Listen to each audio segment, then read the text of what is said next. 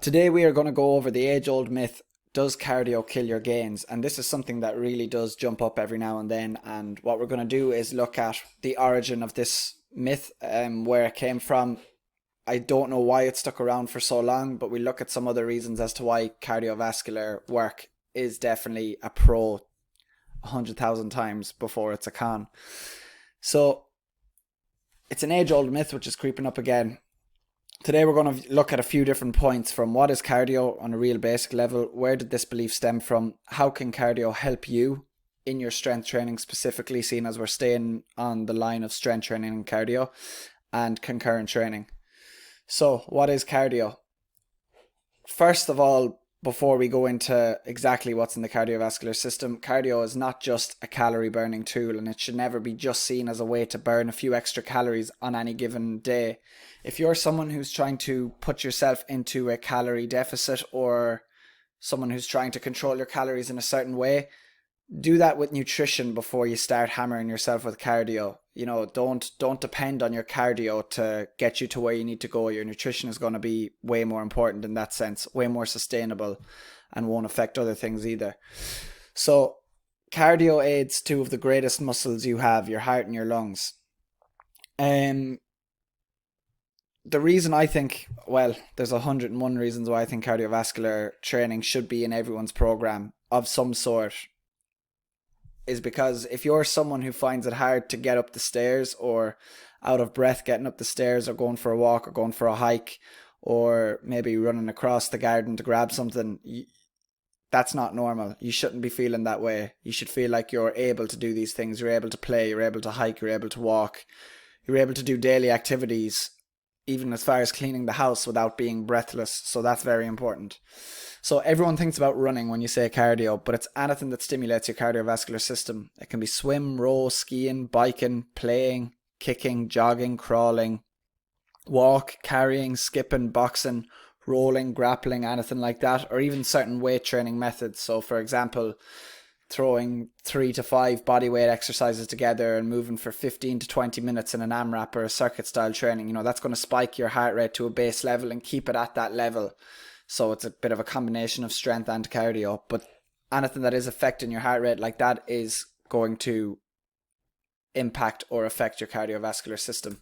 So the origin, this is the study that started it all, and it was back in 1980. Hickson conducted a study over a 10-week period. So this study was done a hell of a long time ago, and this is the study that a lot of people refer to when they say that cardio kills your gains, and they say, oh no, you shouldn't do any cardiovascular work. You're going to mess with your strength training, or your muscles aren't going to be able to recover in time to build, and things like that. So this study was on the interference effect of resistance and endurance training, and they made 3 groups for this study. So group 1 just had 6 days resistance training, just strength training for 6 days. Group 2 had 6 days endurance training, just solely programmed towards endurance. And group 3 had 6 days of a combination. So they threw the 2 programs together. They threw program 1 and 2 and gave all of that volume to group 3. So 12 full sessions in a 6-day window. So what people assume in this program, or what people think, is that they did a bit of strength training. Group 3 did a bit of strength training and they did a little bit of conditioning at the end, or vice versa, but they didn't. For this study, they did 2 full programs in isolation of each other, which is why I find it extremely crazy that people refer to this study in particular. Obviously they haven't read into the study, but they refer to this study when they quote things like cardio kills your gains, which is just ridiculous. So the findings, obviously group 3, 6 days combination group, strength gains declined hugely, and other studies that had methods like this confirmed this. But being rational, the program entailed 6 gym sessions and 6 endurance sessions together. The volume wasn't cut down to make it achievable, make it recoverable from. We didn't really see what else was tracked from calorie intake, or we didn't know what their training age was, or anything like that. It just concluded these were the results. Cardio is bad for your strength training. which is why I think it is absolutely ridiculous. So the findings should not conclude that cardio kills gains. It should confirm that too much volume and total mismanagement kills your gains. The benefits cardio has on weight training specifically is huge. So your ability to recover between sets, your ability to recover day to day, week to week, phase to phase, this all adds to you having a greater work capacity. And the greater your work capacity is, the more volume you can fit into that. Hence, the more strength you can gain. So if you're someone who has, if you take two people, they're identical in every given way, except one has always had their cardiovascular work done and they're relatively fit in any means of cardio, so be it rowing, swimming, biking, whatever, they have a very good rest and heart rate, their beats per minute are always stable, they're very fit. The other person is just doesn't do it, just hammers the strength. Let's say they got 5 sets of 5 reps. The person who isn't doing the cardiovascular work might need 3 to 5 minutes between their sets in order to recover again to go into the next set. Whereas that person with the strong cardiovascular system will have the ability to recover in 1 or 2 minutes. So it's taken someone maybe 20 minutes to get 5 sets of 5 reps done, 25 reps done. It might take the other person 14 to 15 minutes to get that work done. So if you're spending an hour in the gym, who's going to get more work done? It's going to be the person with a better cardiovascular system than the other. And then on top of that, you get to spend less time in the gym, which is always a plus. So they're just a few little caveats. Concurrent training is the next part. So training both systems on the same day, considerations need to be made. So first of all, there's 2 separate kind of ones I'm going to look at. The first is one directly after another, and the second one is training something in the morning, something in the evening. So the first one, what's the goal? Which comes first? For both, this needs to be put in place.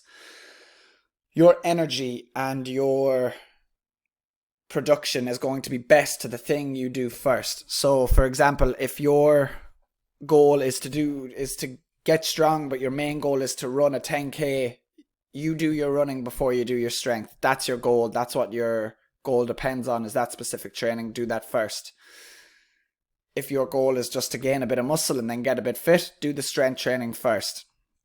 So if you're that's point number 1. Point number 2, if spreading throughout the day, so if you're doing something in the AM, something in the PM, you really need to nail down everything from sleep, nutrition, your programming. You can't be hammering the same energy systems all the time or stressing yourself too much. Stress management, everything must be on point. You need to nail everything if you're going to be training in the morning, and then in the evening you can't just wing that really. You'll find if you're doing double days, it's going to come to a quick ending unless things are really, really managed. So studies have shown that splitting the days up and separating workouts yield better results in both departments, but primarily strength. So this would be your weight training on a Monday, your cardiovascular training on a Tuesday, your rest Wednesday, your weight training on a Thursday, etc. So you're splitting the days up, because a big argument for it is if you're...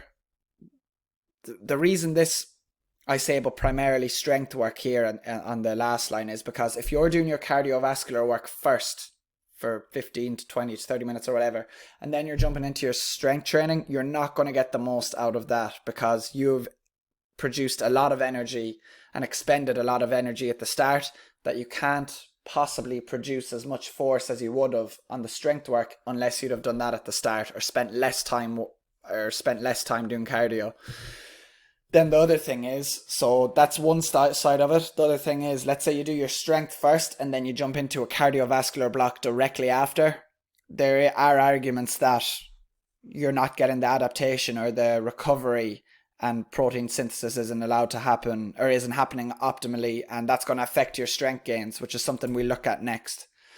So the Journal of Sports Science and Medicine, this took a study in Japan and it divided men into 2 groups. Now, to be fair, I'm pretty sure these 2 groups were 14 men, so it's not a huge sample size, but a lot of studies did aim towards something like this anyway.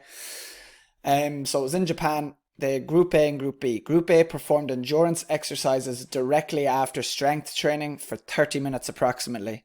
Group B separated the days. After 8 weeks and 8 weeks alone, Group A increased their cross-sectional area of muscle by 5%. Group B increased that by 12.1%. So more than double, because they separated the days, meaning they weren't taking energy from their strength training. They weren't affecting their recovery from their strength training, etc. So their muscle mass increased. The interesting thing is Group A completed endurance on a bike after their upper body session. So this is something that really got me thinking.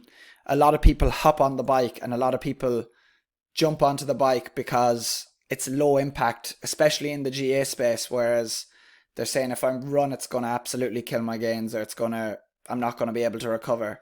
So as you can see here, lower body endurance had a direct effect on upper body strength work, even though the common belief is that the bike is easier on the joints and body than running. So it's a lot easier than running. So it won't impede gains, but you can see that it does. It does to a certain degree. So does this study mean that you should drop cardio post-gym? That's up to you, your goals, and your time constraints. So there's a few different sides to the coin here. There's optimal, in my opinion, and from a lot of the studies I've seen, are splitting the days, especially if it's performance and it's sports driven and you have specific goals. If you are general population, maybe you only get 2 days where you get these exercises in. Like maybe it's optimal for you to optimize your time, get a bit of strength, a bit of conditioning after, and not really worry about that whole separating the days. Do you know? I would not say one is greater than the other for everyone, because everyone's in separate boats. I would say find out what you need, what your goals are. Are they performance? Are they longevity? Do you just want to get a little bit fitter? If you want to get a little bit stronger and a little bit fitter, you're going to do that even if you do all of them together. Do you know, it's better than nothing, and you're always going to progress. Even though it's not optimal, and I would have always separated my days. Like at the moment, I do the bike the same days as I do some strength training regularly and have been for the last while. Is it optimal? No, but I'm trying to fit in that extra bit of conditioning because it's a priority to me right now. Over a long period of time, I will peel it back and I will have my days separated for the majority of the year. So it's important to just take all of these studies with a pinch of salt. I'm sure I could find 10 more studies that conclude the opposite of what I told you here today. But you really need to look at the fine print and make sure that you're reading the details when you look at these studies. And these are 2 ones that I've come across a few times, especially the first one. So the main point is cardio doesn't kill your gains. Total mismanagement does. And that's mismanagement of your effort, your time, and mismanagement of your overall volume is what really is going to kill your gains. So again, be smart with your training. Don't just stop doing a bit of cardiovascular work after your strength training because you've seen this here today. I would rather see you do cardio right after your strength training than no cardio at all. That's how important it is. I'd rather see you do it before than none at all. Train a bit of everything. Make sure you're not leaving anything behind, and you'll generally be healthier than 99% of the population. So, thanks for watching.